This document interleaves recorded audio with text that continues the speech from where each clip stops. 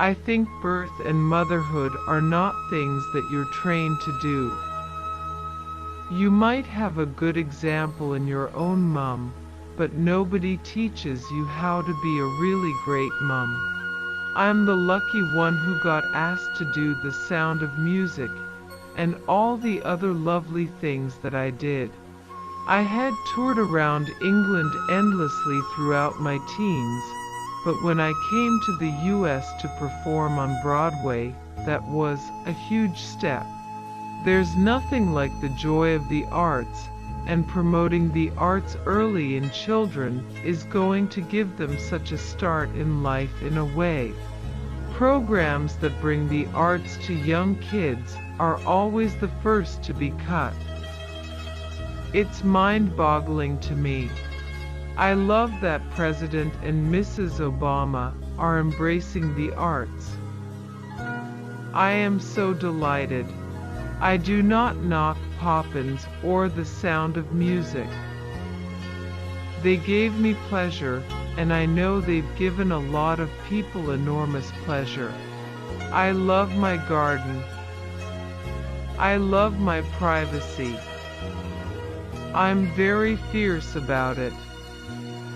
I try not to let too many people into my home. That's my private place. I come from a long line of below-stairs maids and gardeners.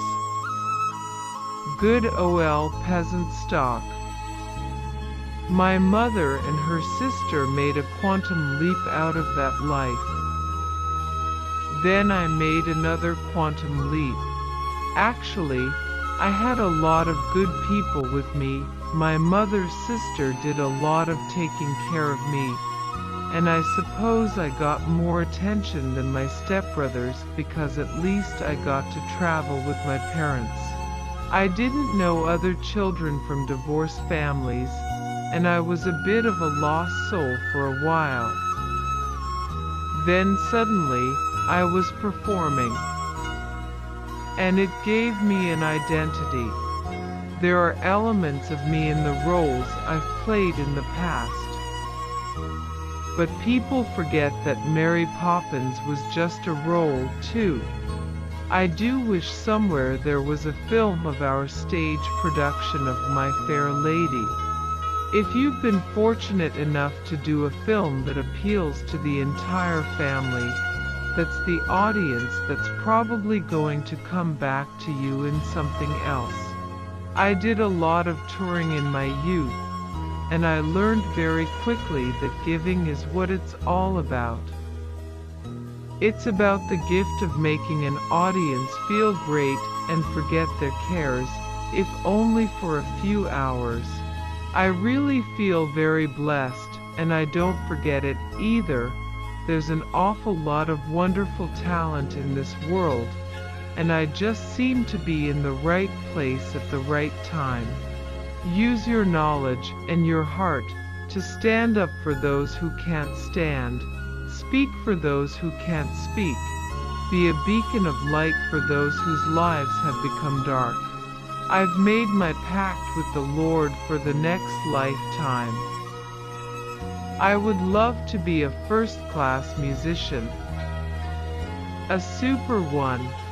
Behaving like a princess is work. It's not just about looking beautiful or wearing a crown. It's more about how you are inside. Like most girls, I fantasized about being some sort of a princess. Who could have imagined that life would have taken such marvelous twists and turns, or that I would often be so fortunate to be in the right place at the right time? Sometimes opportunities float right past your nose. Work hard, apply yourself, and be ready. When an opportunity comes, you can grab it.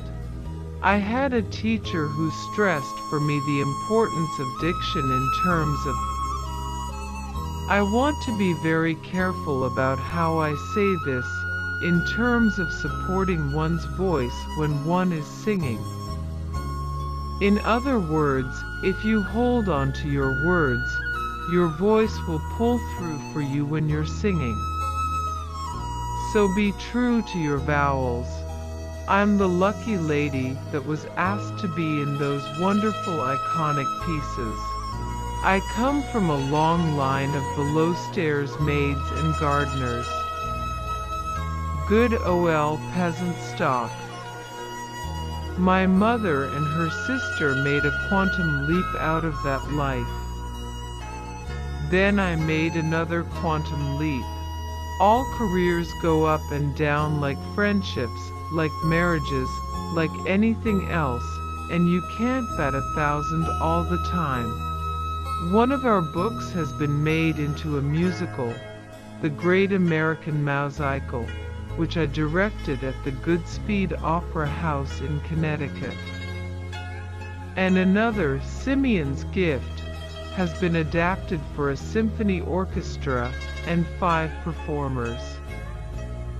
I'm also a very proud member of the board of the Los Angeles Philharmonic, and I think as long as a song has beautiful lyrics, I'm so happy. Whenever I think of my birthplace, Walton-on-Thames, my reference first and foremost is the river. I love the smell of the river, love its history, its gentleness. I was aware of its presence from my earliest years. Its majesty centered me, calmed me, was a solace to a certain extent. The arts bridge cultures, they're good for the economy, and they're good for fostering empathy and decency. I had no education whatsoever, and my mother said, "Oh, you'll get a much better education in life." I did to some extent, though I always wish I could have tried it. All love shifts and changes. I don't know if you can be wholeheartedly in love all the time. I hate the word wholesome. When you are traveling in vaudeville, you experience so many different kinds of audiences, depending on what time of the week it is, how long the pubs have been open, and things like that. I love my garden. I love my privacy. I'm very fierce about it. I try not to let too many people into my home. That's my private place. I've made my pact with the Lord for the next lifetime. I would love to be a first-class musician. A super one.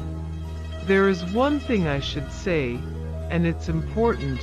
Young Broadway singers and anybody who is an orator of any kind, lawyers who have to speak in court, or pastors, or anyone who has a lot of stress on their vocal cords. You should do the maintenance.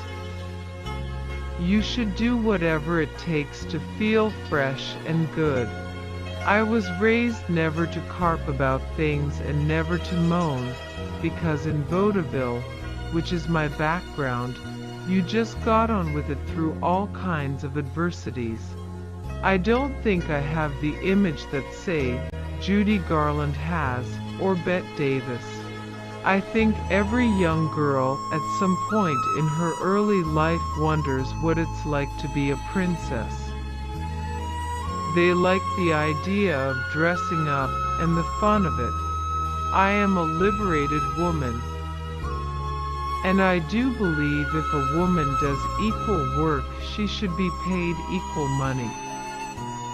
But personally I am feminine, and I do like male authority to lean on. If the director says you can do better, particularly in a love scene, then it is rather embarrassing. There's nothing like the joy of the arts, and promoting the arts early in children is going to give them such a start in life in a way. Much as I adore the melodies, I choose a song for what it has to say. I was a very sad little girl. I adored my birth father and constantly worried that I was being disloyal to him and his schoolteacher roots if I spent too much time performing and enjoying it. I was lucky enough to be the lady that was asked to be Maria in The Sound of Music, and that film was fortunate enough to be a huge hit. The same with Mary Poppins. I got terribly lucky in that respect. Some people regard discipline as a chore. For me, it is a kind of order that sets me free to fly. Sometimes I'm so sweet even I can't stand it. I am resilient and I'm professional. I did My Fair Lady for almost 3.5 years, 8 performances a week. It was a marathon. I miss singing with an orchestra because that's the most uplifting thing that I ever knew. It is just such a fabulous feeling. You just don't know in life. Life knocks you about and pushes you over boundaries. But be ready. Do your homework, that's all I can say. I was a child prodigy who had a freak voice of something like 4 octaves. Almost every morning when I go to the studio to work, I discover a fresh rose in the bud vase on my dressing table, one living and vital thing in a dusty arena of powder and tissue and matches and grease paint. I was always told I was not pretty enough. I don't want to be thought of as wholesome. I love to prune my roses. That's the one thing I really feel I do pretty well. Other things I usually, because I travel so much, leave to my gardeners who know what I love. But I do love to prune them because you forget everything else. It's like if you're a painter, you can forget everything else while you're doing it. I'd say almost that words come first, melody second. On the whole, I think women wear too much and are too fussy. You can't see the person for all the clutter. Because of the Thames, I have always loved inland waterways, water in general, water sounds, there's music in water. Brooks babbling, fountains splashing. Weirs, waterfalls, tumbling, gushing. Marriage is the hardest work you're ever going to do. Singing has been a cherished gift, and my inability to sing has been a devastating blow. I don't think today's younger audience would even know what 1920s musicals were like. I would be a fool to deny my own abilities. I would be a fool to deny my own abilities. When I've least expected it, an enormous opportunity or stroke of luck has crossed right under my nose. So I tell everybody, if you're passionate about what you do and you love it, do it. But do your homework. Because you'll never know when the opportunity is going to happen.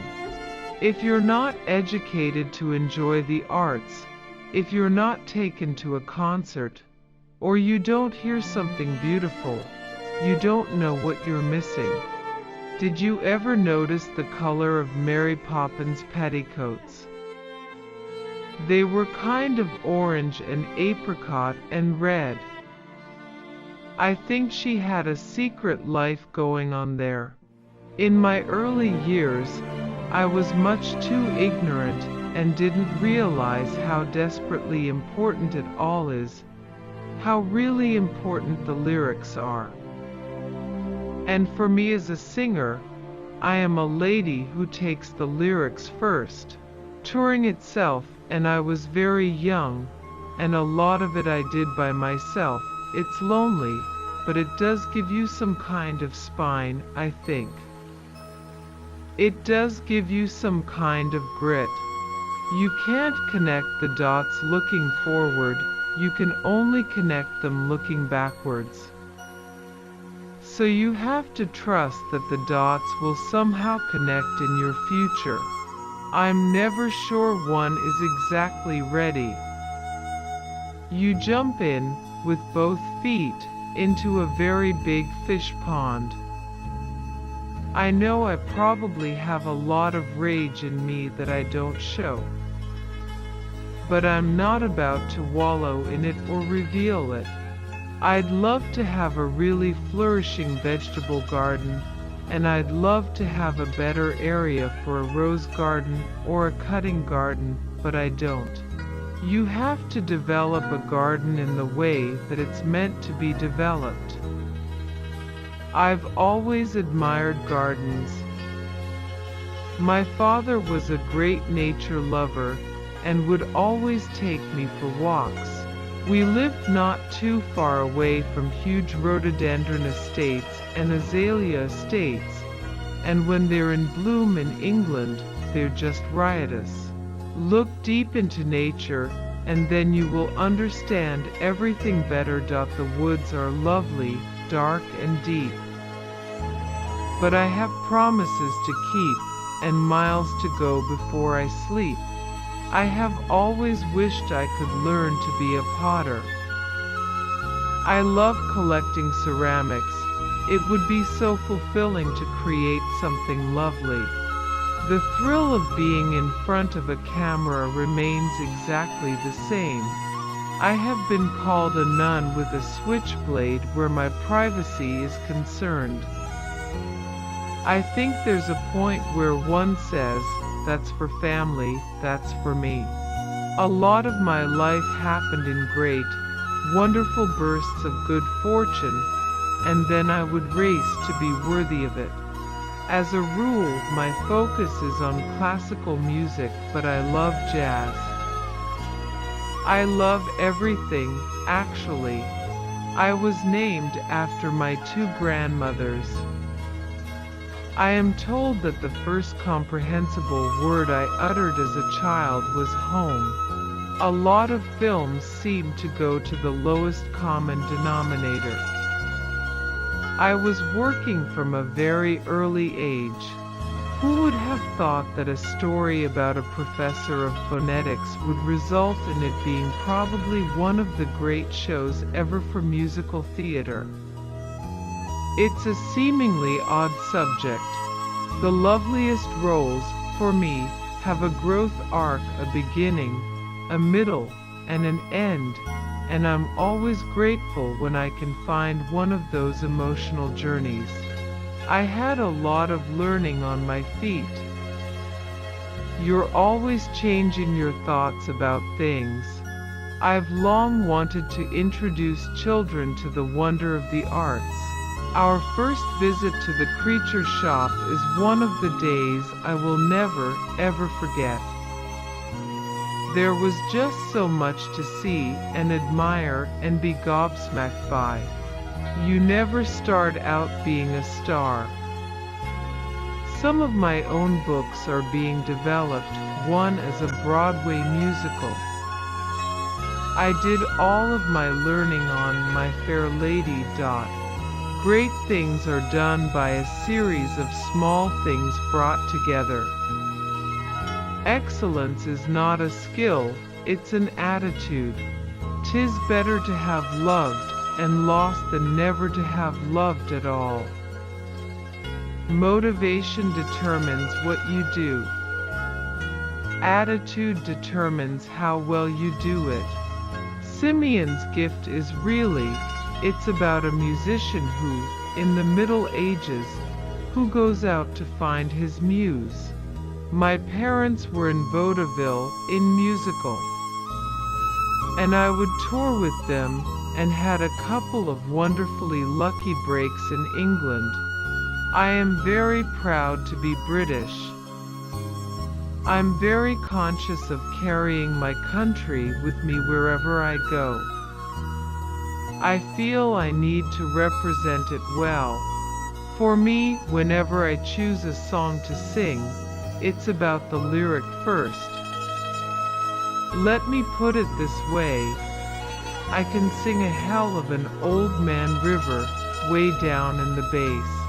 I'm not very good with some of the more modern songs that have an awful lot of doo-wah-wahs, if you know what I mean, because I can't do anything with them. Growing up in England, of course you do absorb certain ways the royals wave their hands and carry themselves. I turned down the prime of Miss Jean Brodie with Maggie Smith.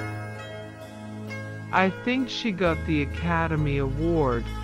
I grew up knowing only war, so for me, it was the way things were. It wasn't pleasant by any means. My mother was terribly important to me, and I know how much I yearned for her in my youth, but I don't think I truly trusted her. When I did The Sound of Music and Mary Poppins and the Americanization of Emily, all three were in the can and had not yet been released. So I was driving around having a fine time learning about how to make movies and enjoying myself enormously. And then they were released, and it was quite an assault in a way.